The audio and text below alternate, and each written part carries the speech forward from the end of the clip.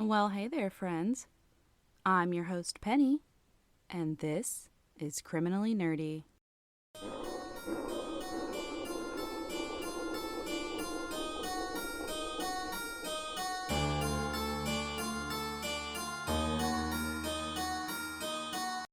Greetings, Earthlings.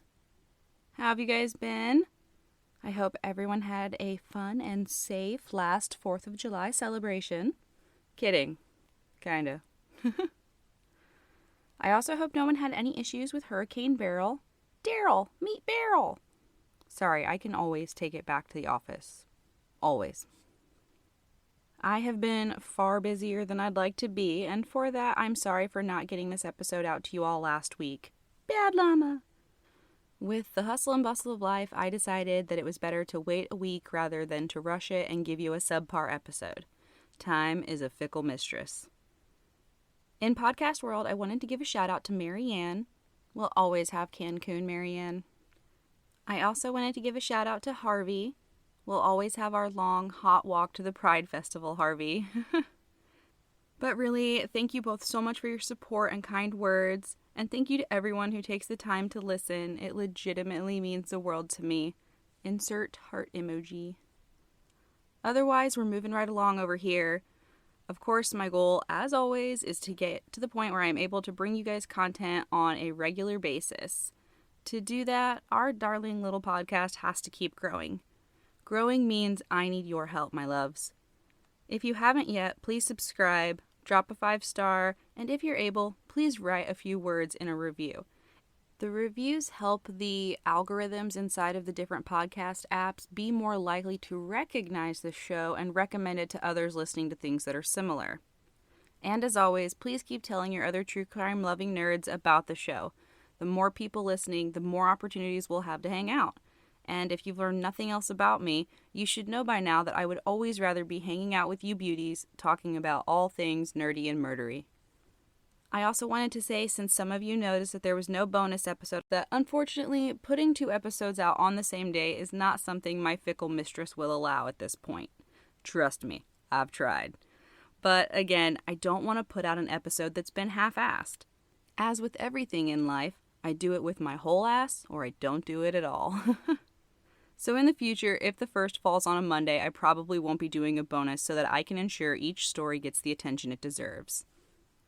This episode is airing on July 15th, which is National Pet Fire Safety Day, National Donna Day, and National Be a Dork Day. So, call into work. Make sure to go over your fire escape plan with your pets. We can't have those cute little newlyweds taking any chances. Now that everyone is prepared, celebrate your dorky uniqueness in whatever way feels right to you. Get goofy with it. If your boss hasn't been paying attention to what we're doing here, embrace your inner Donna Pinciotti and let them know what a colossally insensitive butthead they're being and that you'll just have to deal with them tomorrow. I actually stumbled across this case while researching another, and I was shocked that I had never heard about it. Today, we will be discussing a wealthy woman who seemed to have it all. Loving fiancé, beautiful family, lavish lifestyle, and a thriving business. But it would all come crumbling down when the deadly secret to her success was discovered. This is the case of Judy Buenoaño, also known as the Black Widow. Some of my sources for this episode were the True Crime All the Time podcast, the True Crime Campfire podcast, and the ID show Very Scary People did an excellent 2-parter on this case. I also used the Bureau of Labor Statistics inflation calculator for the figures we'll be discussing today. On June 25th, 1983, 37-year-old John Gentry received a last-minute invitation to a dinner party that his fiancée, 40-year-old Dr. Judy Buenoaño, was throwing at a high-end restaurant called the Driftwood in Pensacola, Florida. During the party, Judy revealed to John that she was pregnant. John could barely believe his luck. Not only was he a successful businessman, living a charmed life with an equally successful woman, but he just found out that he was going to have his first child. Judy suggested that he should go get some champagne so that they could toast the happy news. They both had a taste for the finer things in life, and champagne was their signature drink. John had gone so far as to import champagne from France for Judy, so it's likely that he wanted to get something from their private reserve for this life-changing moment. At 10:30, John went to his car. The next thing anyone heard was a loud boom followed by the sound of shattering glass. John's car had exploded. John was rushed to the Sacred Heart Hospital where trauma surgeons were barely able to save his life. Investigators immediately began looking into what could have caused this. Surely it must have been some sort of malfunction with the vehicle. Sadly, that was not the case. They quickly determined that the car was in perfect working order. This was no accident. John's car was bombed. 2 sticks of dynamite were placed on the floor behind the back seat on the driver's side and wired to the headlights. Remember now, this is 1983. Lights didn't come on automatically like they do now. There was a manual switch, and since he had arrived at the driftwood before the sun had set, he wouldn't have used them yet on this day. When John flipped them on, it tripped the dynamite and exploded. It was also immediately clear to the investigators that whoever had done this was an amateur. Thankfully, them being a novice at explosives worked in John Gentry's favor. If the dynamite had been placed behind his seat instead of behind the back seat or next to the gas tank, he wouldn't have survived. Everyone working the case was in a state of disbelief. Car bombings just weren't a thing. There had never been a car bombing in Pensacola. They began talking to friends and relatives to see if John had any enemies. Anyone who would want to hurt him. Anyone who would be so bold as to try to blow him up in a very public place. His friends and family couldn't think of anyone. Everyone loved him. John was very funny and could always put a smile on your face. He had served in Vietnam as a Marine and was awarded a Purple Heart. After his time in the Marines, he returned to Florida where he started a successful wallpaper and carpeting business. He wasn't known to have any debts. He was actually quite generous when it came to gift giving, especially when it came to his fiancé and his nieces and nephews. Detectives go to speak with John's fiancé, Dr. Judy Buenoaño. Judy was a beautiful, intelligent, self-made, confident woman. She was one of those women who always had her hair, nails, makeup, and outfit on point before she left the house. To say she was well put together is an understatement. After deciding to take a break from the healthcare field, she opened a salon in Gulf Breeze, which was the place to go if you wanted the newest and best treatments.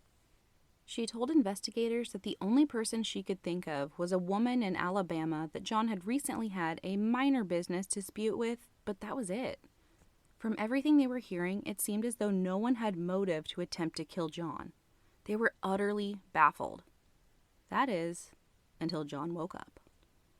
Though he had several serious injuries, including losing a kidney and having his colon severed, John had miraculously survived. When the detectives were finally able to speak with him on June 29th, he couldn't think of anyone who would want to kill him either. So they changed their line of questioning to ask if there was anyone who would benefit from his death financially. He said that his mother would inherit a portion of his business and that his fiancée would have collected on the life insurance policy that they each had on each other, but she had recently canceled them. He said that they should probably reinstate them now given his bad luck and considering she was pregnant with their child. Investigators asked what bad luck he was talking about. He said this wasn't the first time he'd been in the hospital recently. About 6 months earlier, in December of 1982, he had come down with a cold. Judy tried to tend to him, giving him vitamin C capsules to help combat the cold, but it only got worse. So she told him to double the dose. Unfortunately, the symptoms just got more severe. He now had extreme nausea and vomiting. It was so bad that he had to be hospitalized for 12 days. Think about that. 12 days. The doctors never found out what was causing the mysterious illness, but thankfully he recovered and was discharged. When he returned home, he began taking the vitamin C pills again at Judy's insistence, hoping to give his immune system a boost. But the opposite happened, and he started to get sick again. He stopped taking the vitamins and actually put a couple of them in his briefcase, thinking that next time he was at his doctor's office, he should have them take a look at them to see if there was anything in the ingredients that he might be allergic to. The life insurance alone was enough to get Detective Ted Chamberlain's spidey senses tingling. But there was more. those close to the couple said that the police might want to take a closer look at John's fiancé.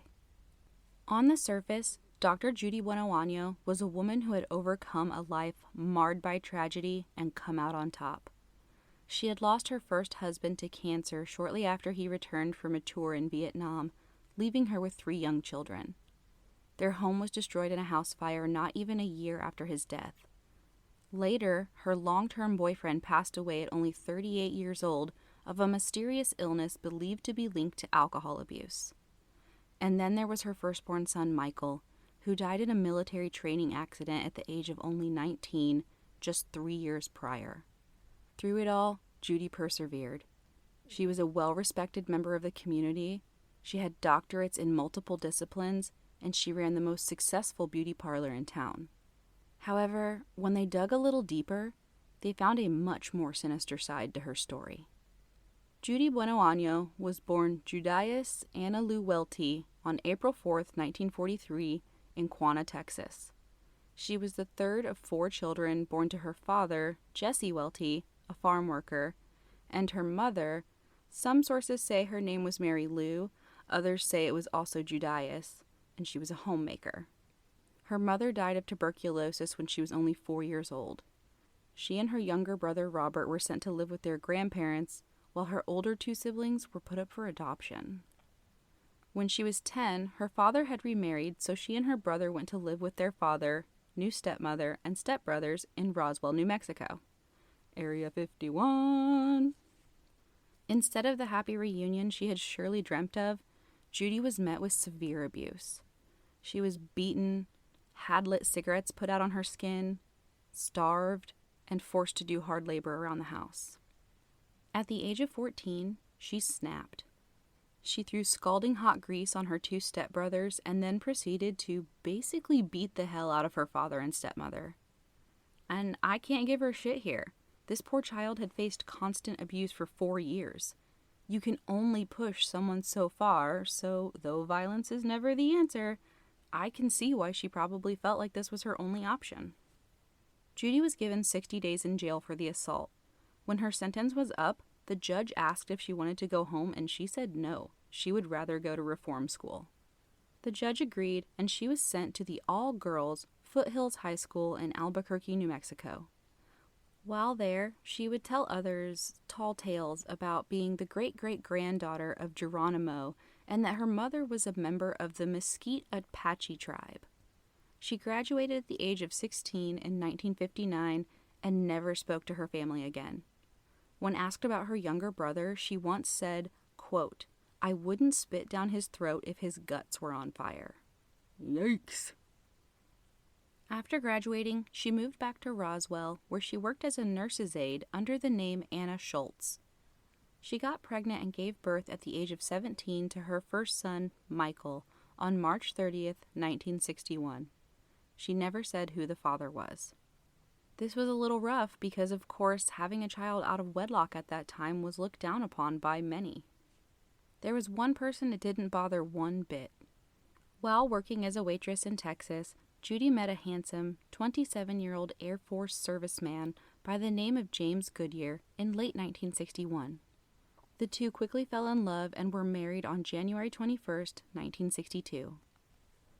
By all accounts, their marriage was a happy one. They welcomed son James Jr. in 1966. Shortly after James Jr. was born, James Sr. legally adopted Michael and changed his last name to Goodyear. Their last child, Kimberly, was born in 1967.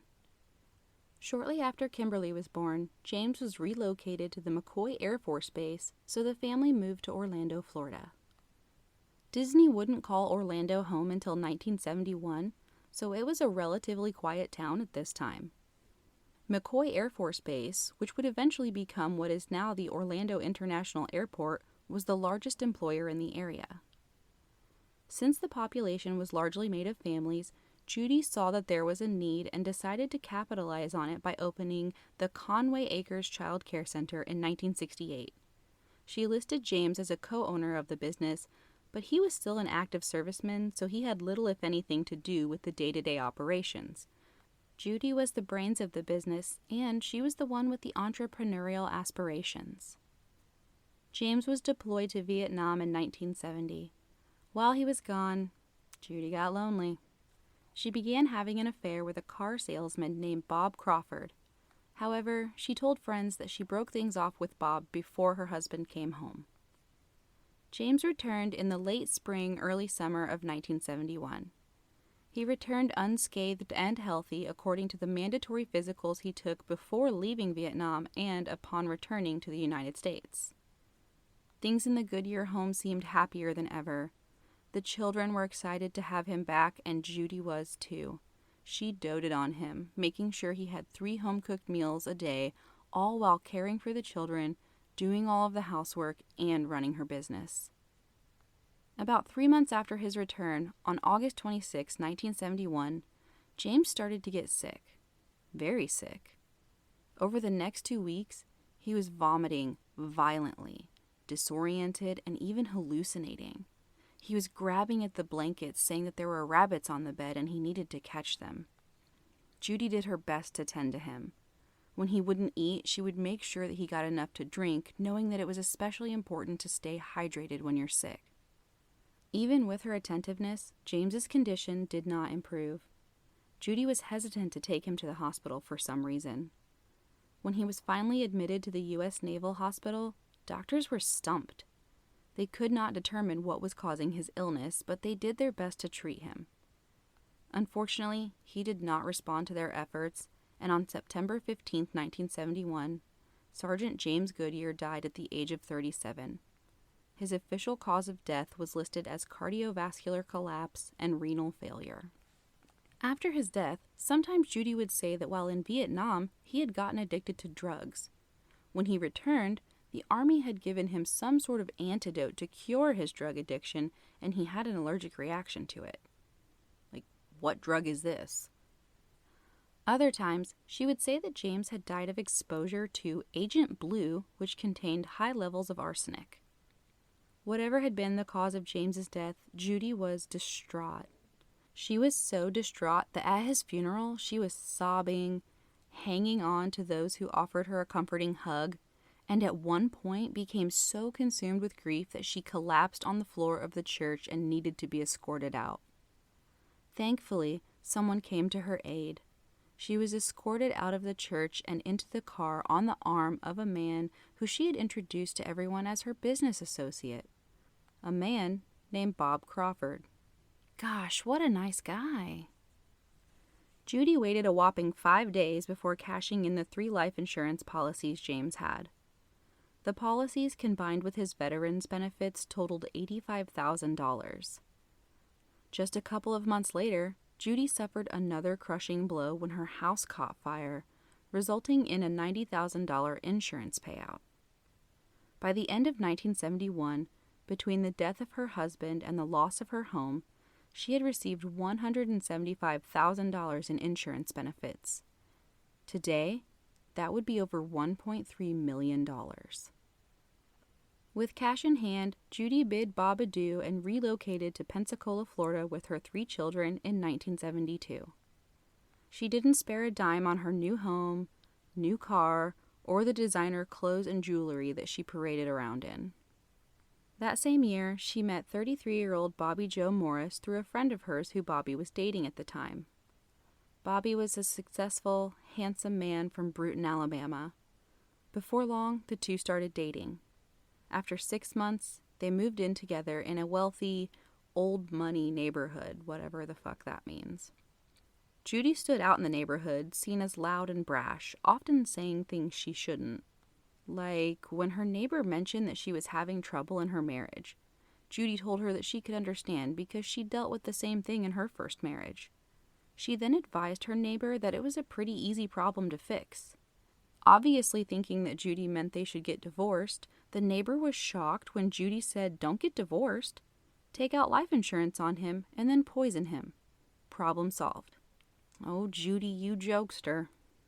Judy was quite happy living the life of luxury, but there was one thing that was getting in her way. Her oldest son, Michael, who she would often tell people was her stepson. Michael was diagnosed at that time with, quote, a low IQ. He also had some behavioral issues, which would include outbursts at school. The family lost their health insurance when James died, so Michael wasn't able to get the treatment he needed because Judy didn't want to pay out of pocket for it. In 1974, she was able to have him evaluated at a state psychiatric hospital. After confirmation that he needed intensive, expensive treatment, Judy did what any loving mother would do. She put him into foster care, with the provision that he needed psychiatric care. Now, not only was he out of her hair, but the state would have to foot the bill for his treatment. Judy and Bobby went on living their charmed life until 1977, when Bobby was relocated to Trinidad, Colorado to run a utility company. Judy and her 2 remaining children stayed in Pensacola. There have been some who say that at this point in the relationship, Bobby was probably looking for a way out, and this was it. But poor Judy, tragedy struck once more. Her new house caught fire. Damn the luck. The fire in the second house was contained to the garage attached to the house.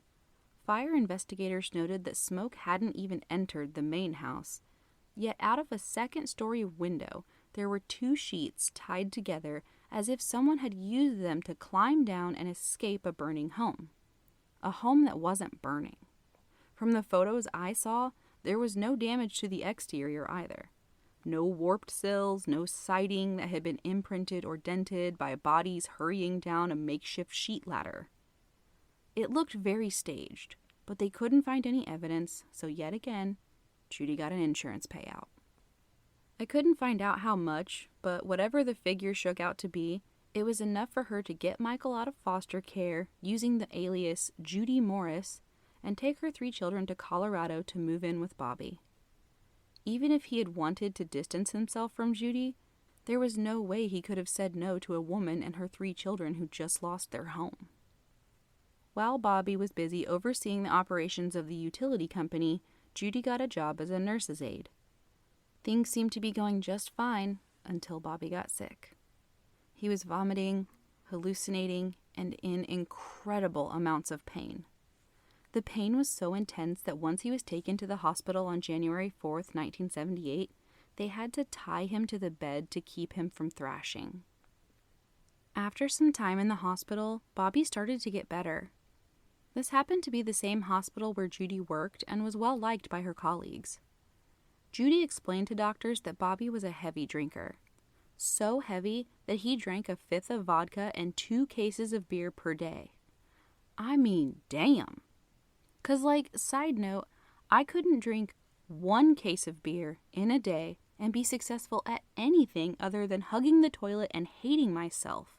So good on him for doing double that, plus 1/5 of vodka, and profitably managing an entire utility plant. Just wow. I guess like Tyrion, he drank and he knew things. She claimed that he was likely suffering from withdrawal. It seemed to make sense when he did begin to improve, and they assumed that it must have been the symptoms of detox decreasing. No one thought twice about discharging him into the care of her capable hands. 2 days after returning home, at the dinner table, Bobby collapsed. He was rushed to the hospital again, but this time, he didn't get better. Despite the best efforts of his medical team, Bobby Lee Morris died on January 28, 1978, at the age of 38 from cardiac arrest and metabolic acidosis. Judy and Bobby never married, but she still tried to assert herself as his common-law wife and have him cremated. His mother stepped in and stopped this from happening, demanding an autopsy be done. Bobby's mother was suspicious of Judy as soon as Bobby started to get sick because it fell so conveniently close to when Judy had moved to Colorado. It didn't help that at some point, Bobby told her that he thought Judy had something to do with the death of her first husband. There also happened to be the matter of something Bobby said to her in the hospital. On his deathbed, thinking it was Judy sitting next to him, Bobby blurted out, "Judy, we should have never done such a terrible thing." Though shocked, Bobby's mother knew exactly what he was talking about. Bobby and Judy had visited his hometown of Brewton, Alabama in 1974. While there, a Florida man was found dead in a hotel room. He had been shot and his throat had been slit. The only lead they had was from an anonymous payphone call to the police tipping them off that a man was dead in that room. During their visit, Bobby's mother overheard Judy say, "The son of a bitch shouldn't have come up here in the first place. He knew if he came, he was going to die." Detectives who worked the case found no fingerprints, murder weapons, or even the bullet that killed the stranger from Florida, so his case remained unsolved. The autopsy was completed at his mother's request, but Judy had already had him embalmed. Nothing new was found, so his cause of death remained the same. Having no evidence to work with, she had no choice but to lay her son to rest. But her feeling that Judy was responsible for her son's death never left. Judy collected on the 3 life insurance policies she had on Bobby Joe, totaling $90,000, which would be $452,000 today. It was more than enough for Judy to start over. In May of 1978, she changed her last name from Goodyear to Buenoaño, which is Goodyear in Spanish, and started going as Dr. Judy Buenoaño, which, if you've been paying attention, Judy has worked as a nurse's aide, but she has not gone to school for any sort of accreditation that would give her the title of doctor. She just started using the credential that she never earned. She was so confident that no one ever questioned her. In June of 1978, she and her children decided that it was time to pack up and head back to Florida, where they moved into the wealthy Whisper Bay neighborhood, and life went on for the family as usual.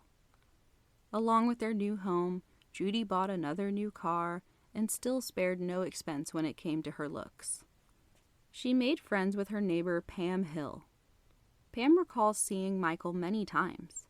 She said he was a very nice boy, albeit a little quiet, quite the opposite of his mother. And there was one thing in particular that Judy wasn't quiet about: her distaste for her own son. She was all about appearances, and Michael didn't fit into what she had pictured for her life. He wasn't treated the same as the other 2 children either. She continued to call him her stepson, and I just can't imagine how much that hurt him. While in Colorado, he lived in the cellar. Now back in Pensacola, Judy loved to throw parties. Whenever she was hosting a gathering, she sent Michael away so that he would be out of sight. It was as if she saw him as baggage, not her child. In June of 1979, Michael decided that it was time to get out from under his mother's control and go out on his own. He enlisted in the Army at the age of 19. He went away for basic training, after which he was assigned to Fort Benning, Georgia. While Michael was away, Judy began dating a man named Gerald Dorset. Not much is known about him or their relationship other than Judy was struck with tragedy once again when Gerald died in February of 1980 from an unknown illness. When Michael was given his 2-week leave, he came home to visit his mother. After enjoying his time off, he headed back to base. By the time he arrived back to Fort Benning, Michael was extremely ill. Doctors quickly diagnosed him with arsenic poisoning, finding 7 times the normal level in his body. Unfortunately, once someone has been exposed to arsenic, there's nothing that can be done to stop the damage. Michael was lucky in that he didn't die from the poisoning, but within 6 weeks, the muscles and nerves in his arms and legs had atrophied, leaving him unable to use them. He was essentially paralyzed. He could no longer walk or use his hands. Judy told friends and family that Michael had pica, which caused him to chew on and swallow odd objects. Pica is a very real condition, but Michael didn't have it. Still, she suggested that he likely accidentally ingested it himself. Her story to the Army was a little bit different. She said that because he was working in a water purification lab on base, he was likely accidentally exposed to it there. Arsenic is used in water purification, but these levels were outrageous. Still, with no reason to doubt her claims, it was assumed by officials that it was just bad luck and Michael was given a medical discharge.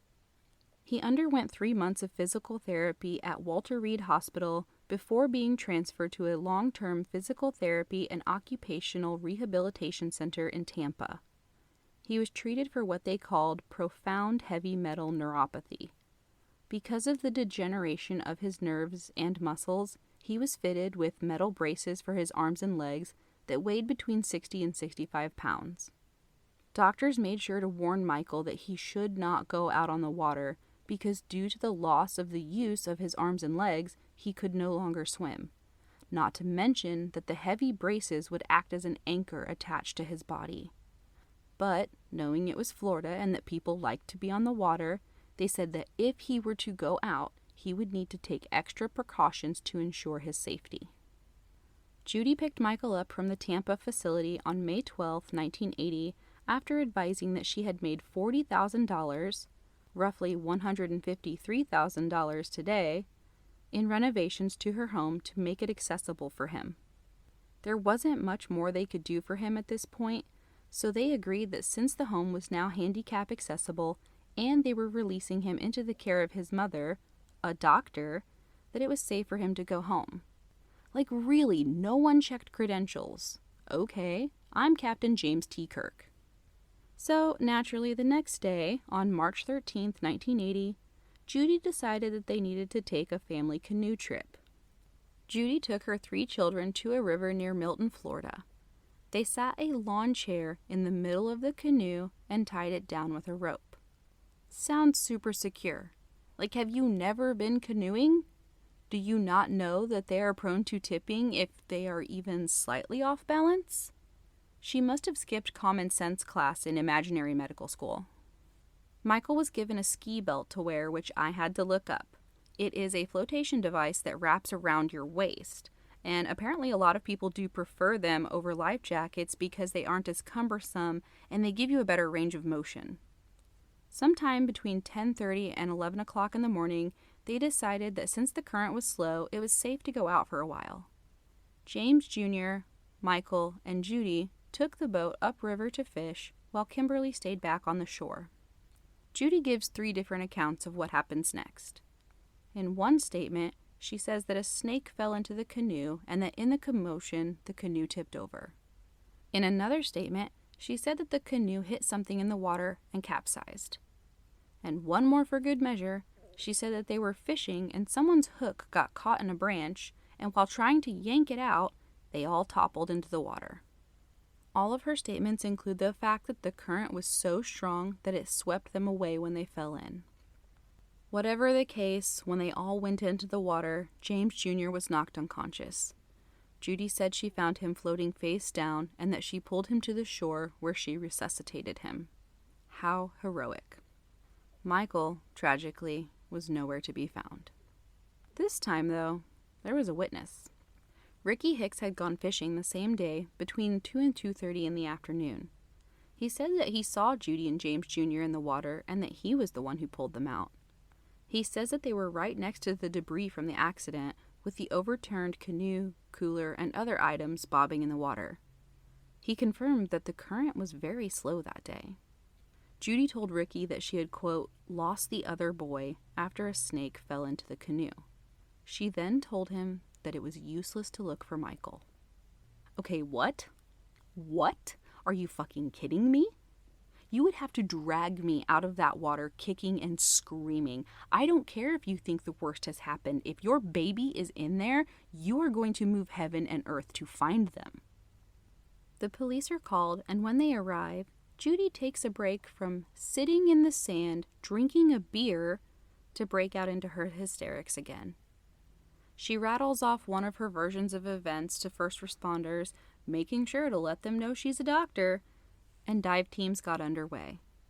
It took them a couple of hours, but Michael was found, with no ski belt on, about a mile upriver from where Judy, James Jr., and their canoe had been found. The canoe that was rushed away in the current from where Michael had fallen out, but was somehow still very near the same spot it had been when Ricky Hicks found them. I don't know if police were overloaded or just lazy, but they accepted that this was an unfortunate turn of events and closed the case as an accidental drowning. Army investigators weren't so sure, though. Not only were they seeing red flags in her conflicting statements, but they found it odd that she was not only collecting on his military life insurance, but 2 additional civilian policies that she had taken out on him. A rather odd thing for a 19-year-old to have 3 life insurance policies. Even more odd that the 2 additional policies that Judy had taken out included a double indemnity clause in the case of an accidental death. meaning a double payout. After collecting on all of Michael's policies, Judy walked away with around $125,000, which would be just shy of $480,000 today. She had never kept her feelings about Michael a secret, so many, including her neighbors and the army, suspected that she had something to do with his, quote, accident. Judy took some of the money and opened a salon in Gulf Breeze, Florida called Fingers and Faces. I'm not making that up. I mean, we're talking about a woman who changed her name from Goodyear to Buenoaño. It's not like we're dealing with a creative genius here, okay? It was the best of both worlds for Judy. She was meticulous about her looks, so having her own salon not only gave her access to having someone to do her hair and nails on a whim, but she was making a profit while being pampered. She met John Gentry, a successful Pensacola businessman, at a mud wrestling bar. I'm not really sure about this. I don't know if it was a bar that specifically catered to mud wrestling or if it was a one-time thing, but I am very intrigued by the idea. It's very niche, and I might open one up myself just to see who would show up. The two began dating, and John was quickly infatuated with Judy. She told him that aside from being a nurse, she also had PhDs in biochemistry and psychology, and had recently finished out a contract as head nurse at a West Florida hospital. After spending so many years in healthcare, she decided that it was time to take a break and pursue her passion of cosmetology by opening a salon. He was enamored with her drive, her beauty, and the way she lived. He also enjoyed the finer things in life and had made a name for himself in business, so it seemed like he had found his perfect match. He adored her and happily spoiled her with expensive jewelry, imported champagne, luxury cruises, and anything her heart desired. In her new circle of friends, she told the tragic story of how her first husband died of cancer and her oldest son had died in an accident while serving in the United States Army. She boasted about her extensive education, including that aside from her nursing degree and multiple doctorates, she was also a forensic pathologist. She told everyone that it was all just for her love of learning. Money would never be an issue because she was the heir to the Goodyear throne. In October of 1982, Judy suggested to John that they each take out $50,000 life insurance policies on each other and name the other person as beneficiary in case anything ever happened. He agreed, and Judy kindly offered to pay the premiums. After a couple of months, she told him that she decided to cancel the policies. Life went on as normal, aside from his strange illness, up until his car exploded. Armed with all of this information, Detective Ted Chamberlain quickly began to untangle the web of lies Judy had been spinning for her entire life. She was not the great-great-granddaughter of Geronimo. There is no such thing as the Mesquite Apache tribe. She was not the heir to the Goodyear throne. She did not have any doctorates or advanced degrees. Her first husband had not died of cancer, and her eldest son had not died in a training accident. Detective Chamberlain also finds out that while Judy had canceled the life insurance policy that John had on her, she had never canceled the $50,000 life insurance policy she had on him, and she had actually gone behind his back and increased the policy to $500,000, which would be $1.6 million today. Since she was paying the premiums, he was none the wiser. She had also started telling friends in November of 1982, right after she took out the policy and just before he got mysteriously ill, that John had terminal cancer. She told people that he was very upset about it and warned them not to bring it up in front of him to spare his feelings and just go on about life as if everything was fine. Judy had also booked a cruise that coming summer for herself and her children, but she hadn't gotten a ticket for John. When they presented all of this to John Gentry, they also had to break the news that Judy was not pregnant with their child. Her medical records revealed that she had been sterilized in 1975. John was utterly shocked, horrified, and heartbroken. He turned over the vitamin C pills that he had put in his briefcase to investigators, and sure enough, they contained arsenic and formaldehyde. They also do some digging into the insurance policies that Judy had collected on in the deaths of her son and former boyfriend Bobby Joe Morris. They find that the signatures on the forms were forged, so neither of the men knew the policies existed. Judy moved around a lot and used different insurance companies. Because of this and the lack of any sort of network where agencies could share information, no red flags were raised. Even with all of this, the Florida State Attorney declined the request to charge Judy with attempted murder, citing that there was not enough evidence. Determined not to give up, they went out to find more. They were granted a search warrant, and on July 27, 1983, they searched her home along with federal agents.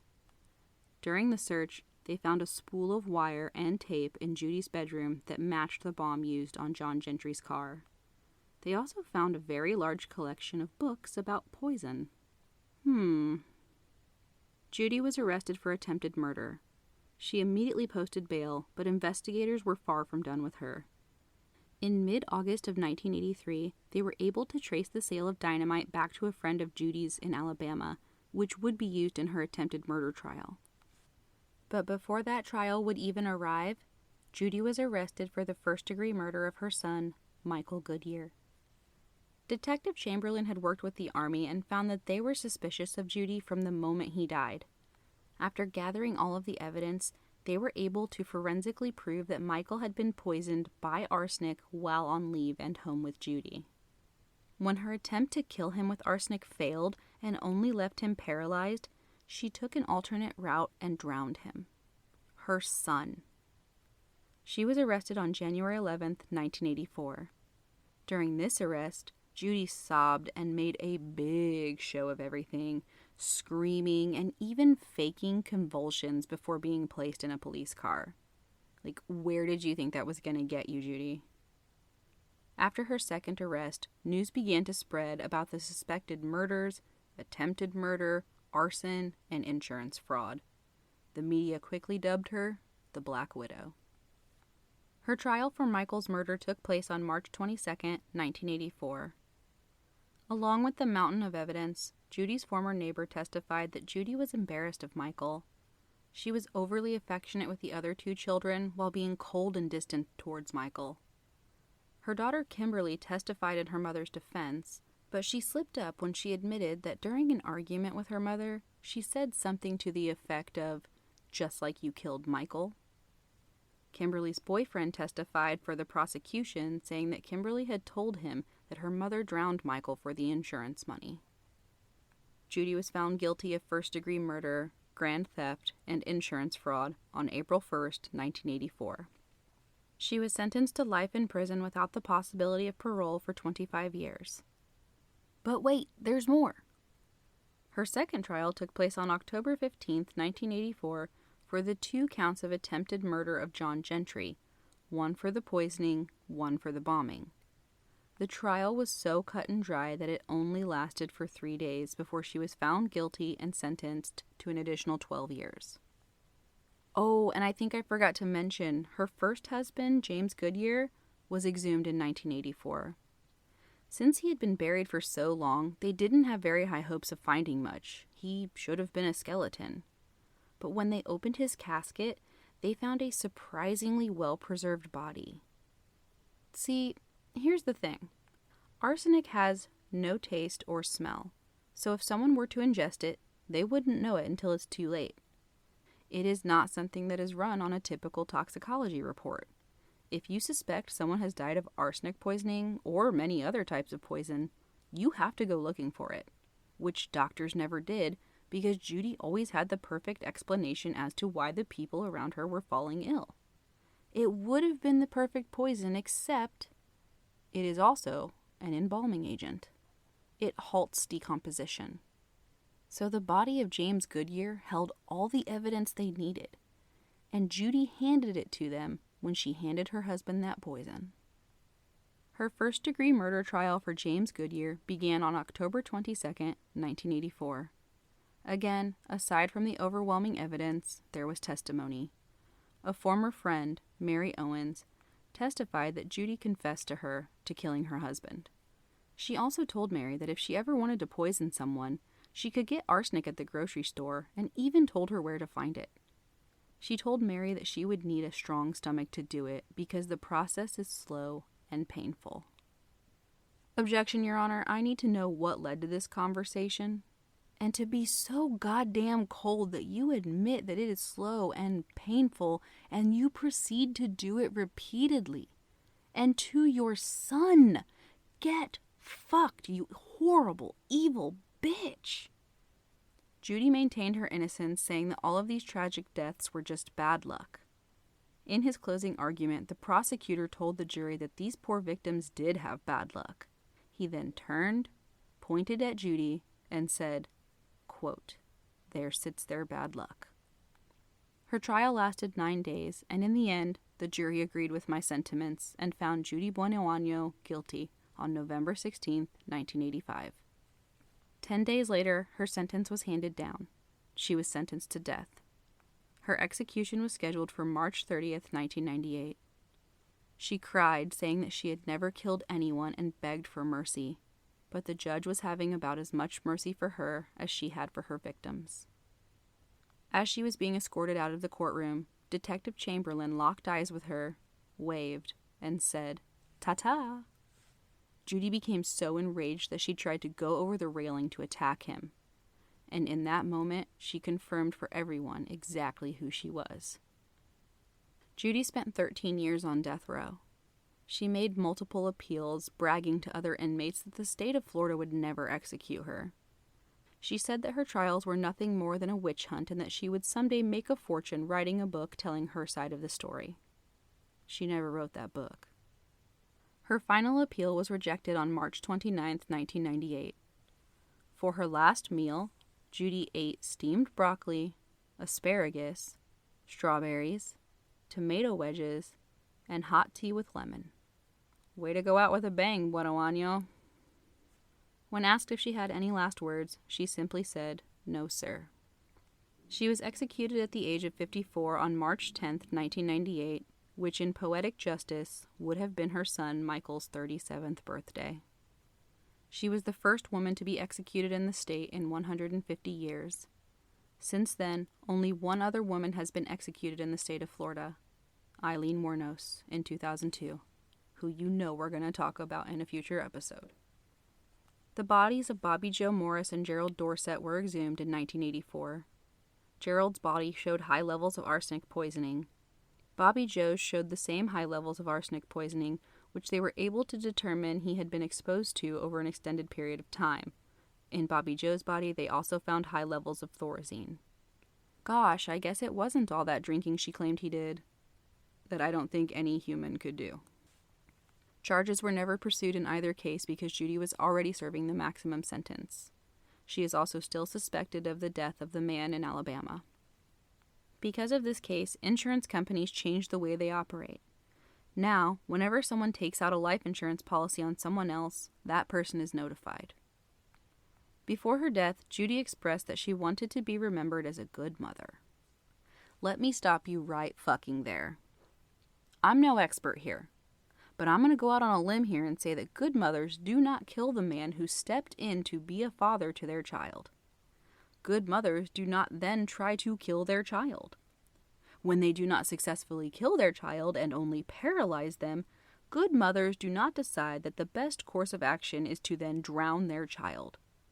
Judy's legacy is nothing but a trail of deceit and death. Not even in the wildest fever dream stretch of the imagination could this woman ever come close to being anything that resembles a good mother. She asked the judge for mercy when he handed down the death penalty, and now that I think about it, she got it. Her death was far more merciful than the one she dealt to those who were unfortunate enough to have loved her. Rest in distress, bitch. And that, my friends, is the story of Judy Buenoaño, also known as the Black Widow. That's all I've got for you today, my guys, gals, and non-binary pals. Please drop a rating and review if you have time, and don't forget to subscribe wherever you're listening so you never miss an episode. Like next week, when we'll be taking a break from this heat and heading up north to talk about one of Alaska's most infamous serial killers. If you'd like to make a donation to the podcast, there will be a support the show link in the show notes, or you can go to buymeacoffee.com/criminallynerdypodcast.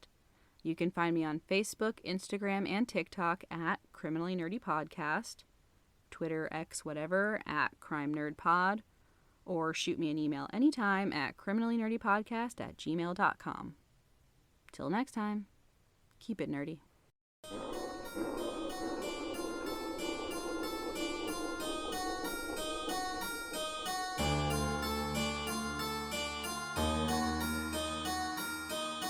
Damn it, Jackie, I can't control the weather. Well, no. Oh my God. Fucking bitch. Sneaky sneaks. Nope. You sit on a throne of lies. God, Penny. Oh, no, fuck. No, that's too many vitamin C's. Again, with the water. Nope, too upbeat. Oh my God, somebody come get this bitch. Oh my God, my mind is going a mile an hour. Damn it. Fuck. John Goodman. Dan!